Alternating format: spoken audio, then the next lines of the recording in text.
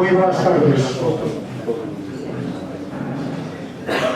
Benvidos e benvidas ao segundo ciclo de faladoiros Galicia 2017-2020,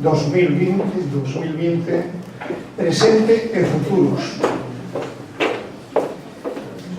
Este ciclo de faladoiros de 2018 quere ser unha continuación do iniciado o ano pasado para este ano concretarnos nos distintos problemas do noso territorio. Este ciclo de comunicacións de cidadáns con membros do noso Parlamento foi precedido pola intervención de dous expertos nas dúas leis que se citan no programa: a Lei de Fomento da Implantación das Iniciativas Empresariais en Galicia e a Lei de Montes. Os incendios dos montes sufridos hai poucos meses, que tronzaron dúas vidas de entre nós, e a lei colonial que pon en mans do capital sin fronteiras o noso territorio indefenso, son ocasión obrigada para debater con que forzas conta Galicia para defenderse dos políticos que son colaboradores necesarios nesta nosa ruína galopante. Nos 4 faladoiros deste ano teremos a sorte de contar como moderador con David Reñero González, xornalista miñorán. David Reñero naceu en Nigrán no ano 1979. É xornalista de Praza Pública e de eldiario.es. Anteriormente traballou en El País, Xornal de Galicia, Atlántico Diario. Leva 15 anos especializado na fiscalización das administracións públicas en xeral e en particular das súas políticas de ordenación do territorio e infraestructuras. Entre outros traballos, publicou na nosa revista de estudios ignorantes o artigo Porto do Molle como imán, das corredoiras a mobilidade sostible, publicado no número correspondente ao ano 2013. Colaborador tamén do Instituto Galego de Análise e Documentación Internacional, do IGAD, dirixido por Xulio Ríos. Recibiu varias distincións, entre outras, o Premio Nano Candeiro de Xornalismo no ano 2004 e tamén, recentemente, o Premio de Xornalismo Xosé Aurelio Carracedo da Diputación de Ourense por o libro Angrois, o ave en Anacos. O currículum de David é casi o currículum da prensa galega nestos 15 anos. Se vos fixachedes, os primeiros periódicos eran en papel e agora os periódicos onde traballa, os xornais en que traballa, son digitais. Hoxe temos no primeiro parladoiro deste ano a Ana Pontón, cada día máis nosa. Xa estivo o ano pasado, sempre disposta a suprimir as fronteiras dos intermediarios para denunciar en todos os auditorios a mala explotación do noso territorio, eventando os novos camiños que poidan facer de Galicia unha sociedade máis libre e solidaria. Para Ana, todo o noso agradecemento e afecto. Permitideme que presente un agasallo de Praza Pública. Praza Pública é do pouco que nos queda de medios de comunicación en Galicia. Aí fora tedes un prospecto de información e de suscripción.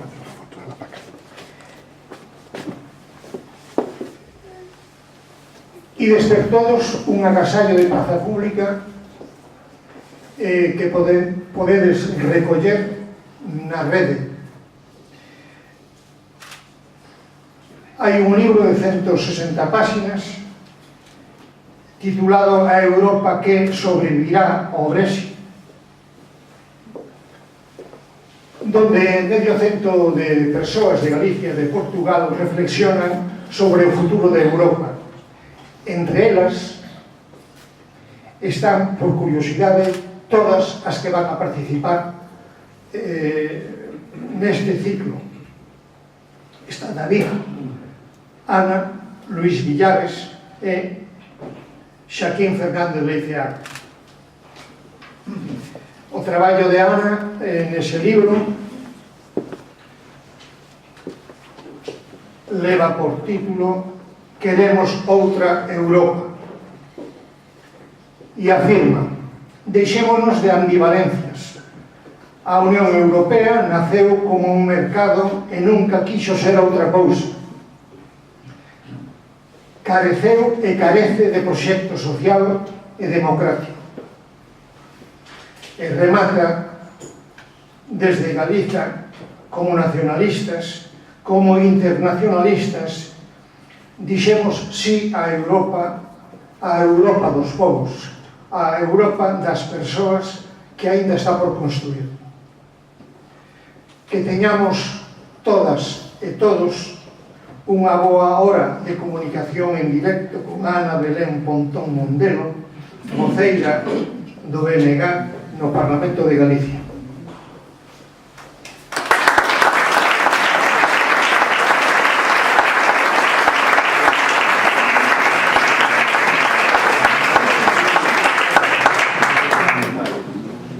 Bueno, boas tardes, son David, gracias Xulián pola presentación. Antes de nada, unha disculpa pola miña parte. Son xornalista de prensa escrita, sexa en papel ou en digital. Así que disculpádeme todas as veces que me trabuque falando en público, porque a min o meu é escribir, non é estar aquí dando a cara e falando en público.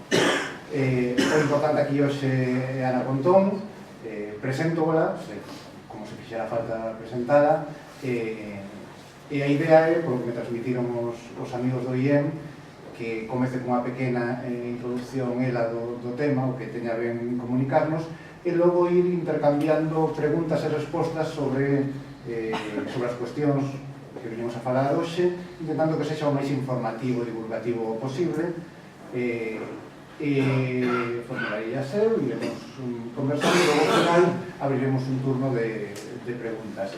Pola miña experiencia nestes casos, a xente intenta facer sempre preguntas moi elaboradas, a ver se eu intento facer preguntas máis curtas e conseguimos que todos sinteticemos as nosas expresións para sair coa maior cantidad de ideas posibles.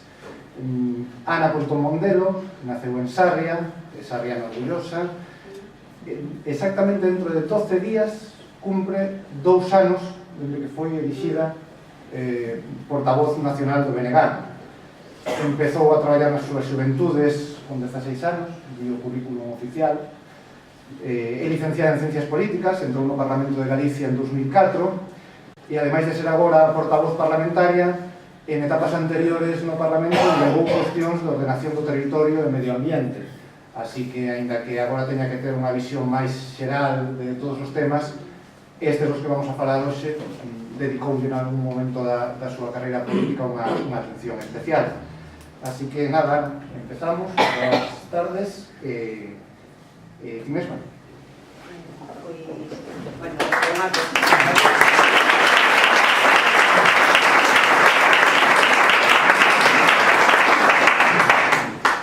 Moi boa noite a todas e a todos. O primeiro é agradecervos que dediquedes unha parte do vosso tempo a estar neste acto, que, por lo menos a miña experiencia no pasado faladoiro, por o que a mí me correspondeu, foi moi satisfactoria. Creo que este é un evento que ten moita importancia e agardo que esta tamén vos deixe un bo sabor de boca, non? Quero agradecer tamén que nos conviden a poder expresar aquí sin filtros, non? Que é a nosa opinión, que creo que eso cada vez o necesitamos máis como sociedade, porque temos uns medios de comunicación que están máis manipulados, non? Hai espazos onde digamos, exerte un xornalismo responsable, como pode ser Praza Pública, pero en moita da información que recibides, pois tamén, se vedes entre liñas, veredes como hai moitas opinións críticas que non aparecen, e, bueno, ese tamén podería ser un tema para outro coloquio, non sei se xa tedes trasladado, en todo caso, tamén vos animo, porque penso que ese é un debate importante, non? E, desde logo,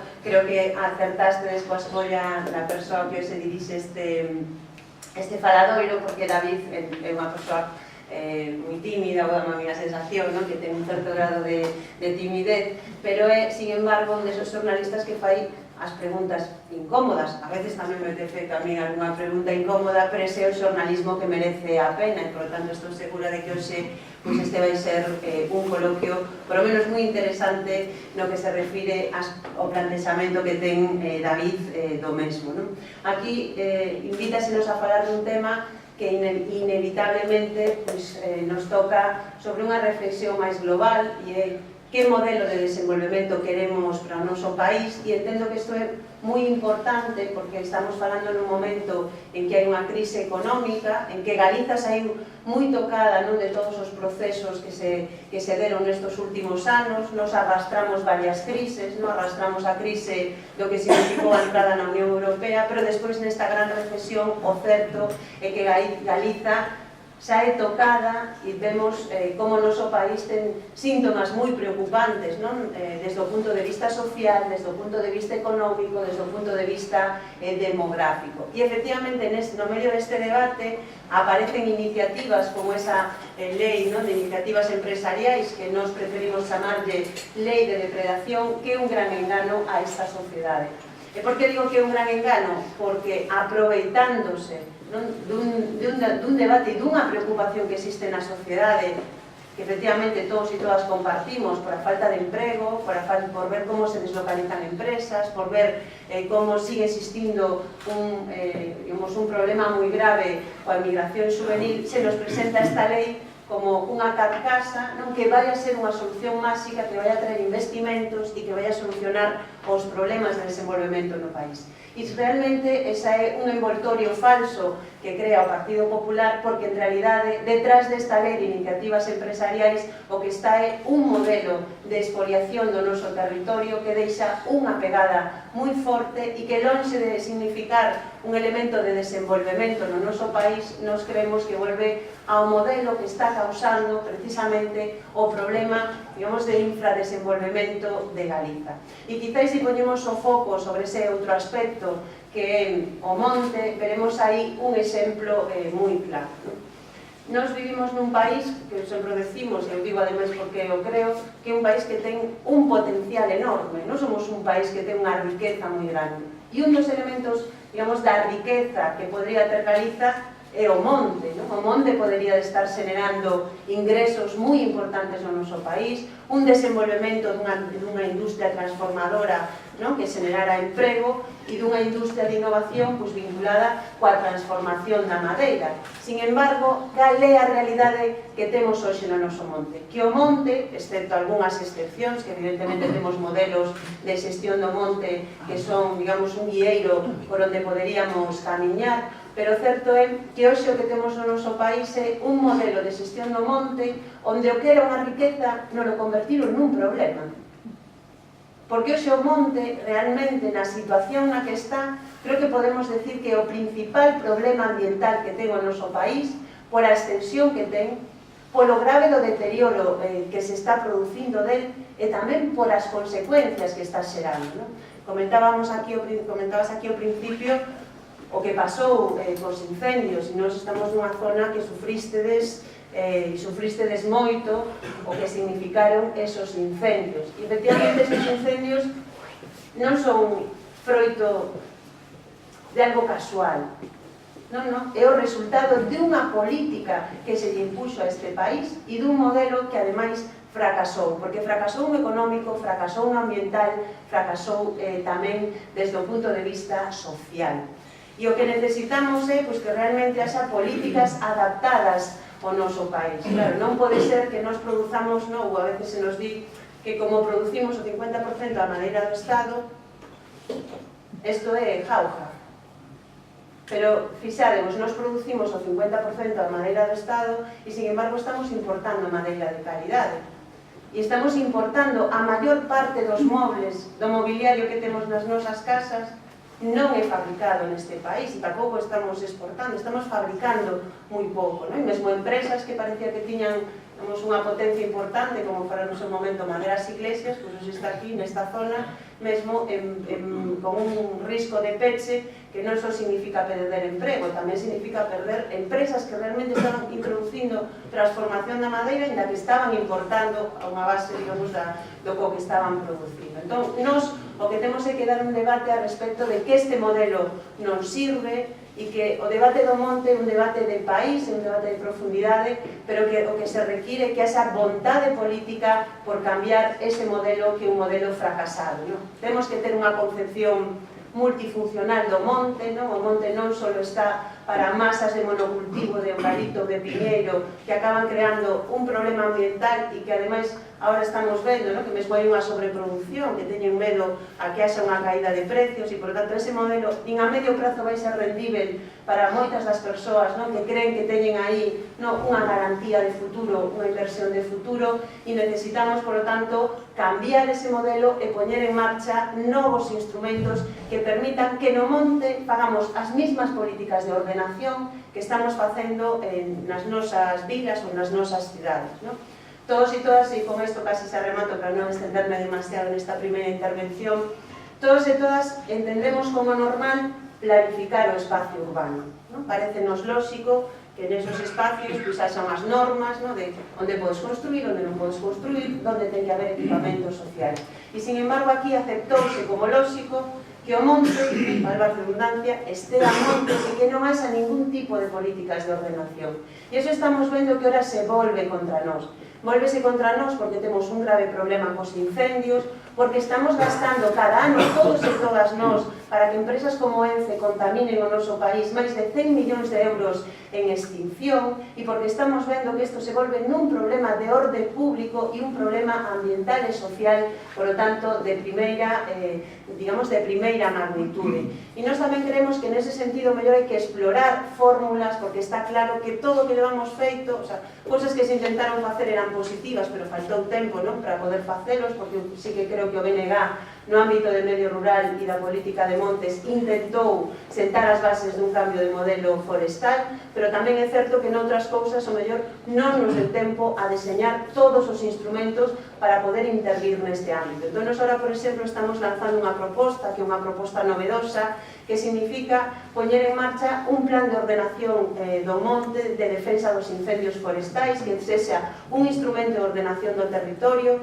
como no seu momento foi o POL, que permita definir en que zonas do país podemos plantar un tipo de árbores, en que zonas non pode haber masas arbóreas, ten que haber outro tipo de aproveitamentos, como se van a facer esas franxas de protección, que tipo, é dicir, diseñar o territorio e empezar facendo unha actuación destas características cunha medida piloto que podería ser nalgúns dos concellos desta zona que se viron máis afectados polos lumes e, por lo tanto, que poñamos en marcha tamén cambios, desde o punto de vista legal, desde o punto de vista social, desde o punto de vista dos instrumentos que temos para intervir. Porque eu que estou absolutamente convencida é que a solución de que este é un problema individual, onde é importante ter un culpable a quen sinalar, entón, a culpa dos propietarios ou a culpa dos concellos, vedes que a Xunta creou un marco para que nunca nada sexa responsabilidade dela. En todo caso, ese modelo de individualizar o problema, nós creemos que nunca vai a ser a solución. A situación do noso monte é un problema colectivo e como problema colectivo e como un problema de interese público temos que tratalo e poñer en marcha máis medios, máis recursos, cambios legais e, sobre todo, unha nova concepción de como temos que xestionar o noso territorio. E esta é a miña pequena intervención.